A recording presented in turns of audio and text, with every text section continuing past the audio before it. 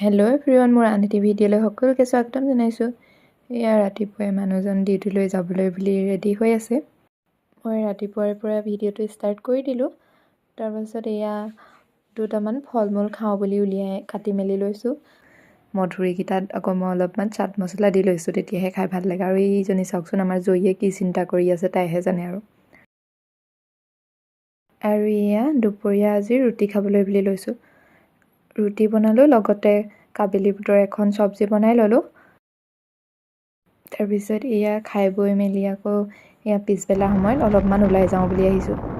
আৰু চাওকচোন, এয়া বেলি ডুবিবৰে হ'ল। ইমান ধুনীয়া লাগিছে, এই সময়কণ যে বৰ ভাল লাগে। এটা ধুনীয়া ছানছেট এনজয় কৰি আমিও এতিয়া গৈ আছোঁ। আৰু এয়া যোৰহাট পালোহিয়ে বাৰু। সন্ধিয়াৰ যোৰহাট টাউনখন চাওকচোন, ইমান ধুনীয়া লাগিছে, চাৰিওফালে লাইট জ্বলাই থৈছে। তাৰপিছত এয়া আহি আমি জয়ীৰ খানা লোৱা দোকানখন পাই গ'লোহি। আৰু এইকেইটা চাওকচোন, ইমান ধুনীয়া শহাপহু, দেখিয়ে মৰম লাগি গ'ল। আৰু ইমান ধুনীয়াকৈ কিবা এটা খাই আছে।